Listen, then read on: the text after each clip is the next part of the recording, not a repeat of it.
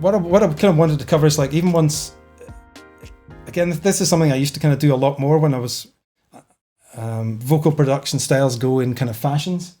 And I used to do a lot of this in the kind of 90s, and then kind of you get bored with them, and the sound becomes you know, a little tired or a little kind of normal, or but I wanted to kind of run over vocal thickening, which there's a variety of ways to do it. I've got a plugin I really kind of like for it, which is this guy here. Let's take these out 1 second.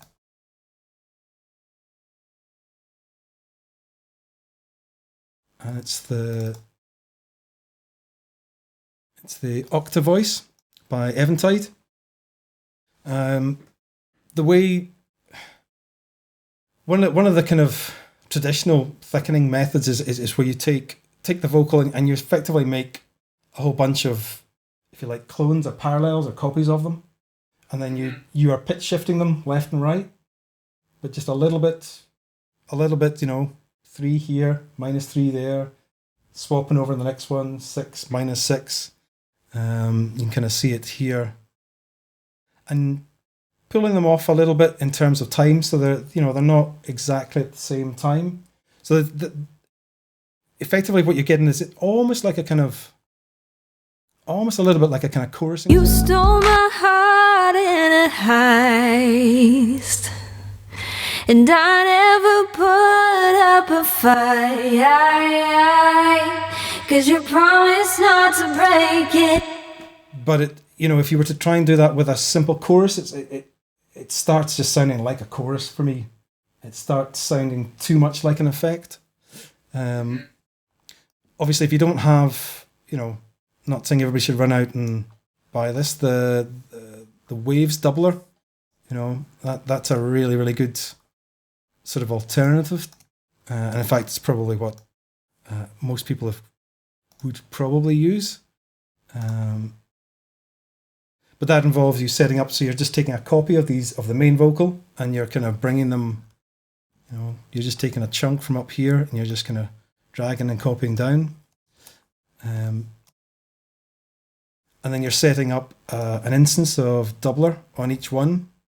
And doubler, when it kind of loads up pretty much ready to go for this job. You just have to take out the dry vocal from it, just leaving yourself with the affected stuff either side. And then it's the same deal as in that other plugin, where you're just taking it, you know, -3, +3, swapping over 6, +6.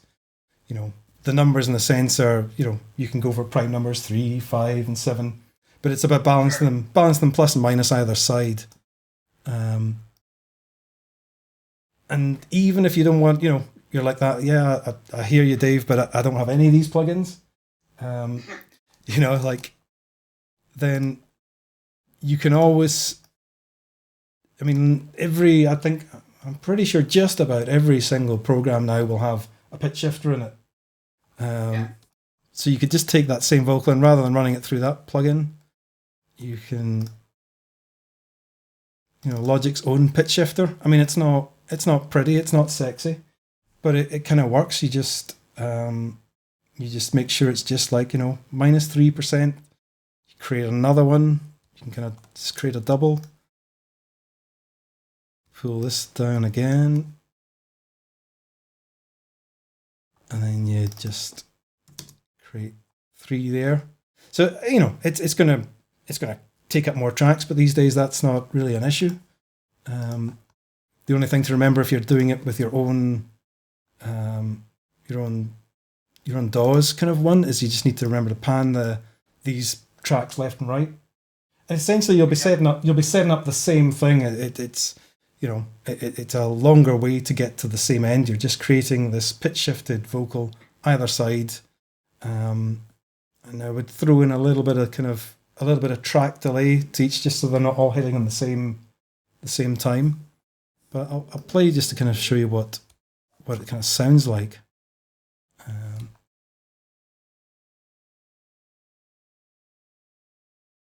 So let's take this back to how it was.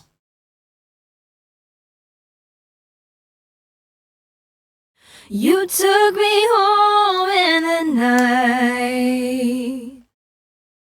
Closed the door, made me yours, made you mine.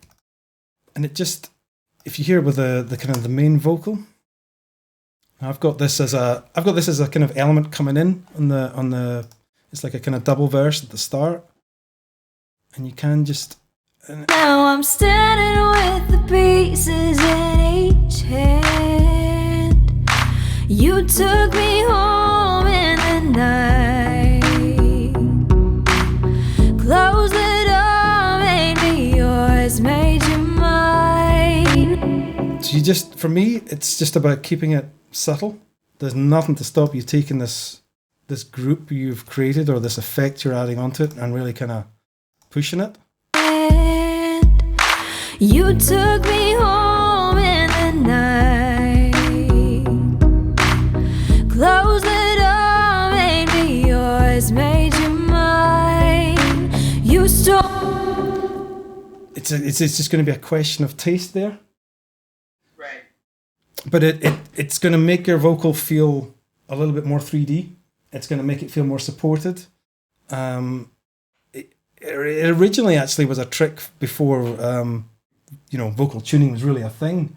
If you pitch something -5 +5 either side, run the main vocal, and the main vocal's a little bit off.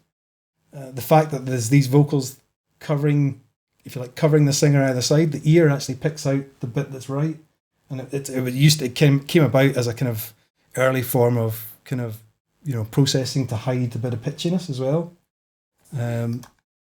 So that for me is I hear it a little bit in records. It's something you can kind of push to the point where I've used it in some records where you actually kind of take out the main vocal and you just drop to it, and it gives you this nice, it's a difference, because I do think so much in modern records it's about, it's presenting this, taking it away, giving them something different, keeping the ear entertained, keeping it engaged at all times.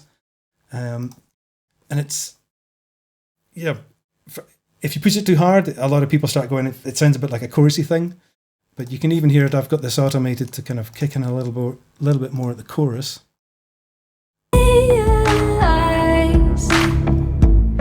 And promise me you'd keep it tight. It will do when I turn the automation back on. You stole my heart in ice, and promise me you'd keep it tight. It's funny how it all turns out. I used to beg you just to promise we would never change, but I guess the way.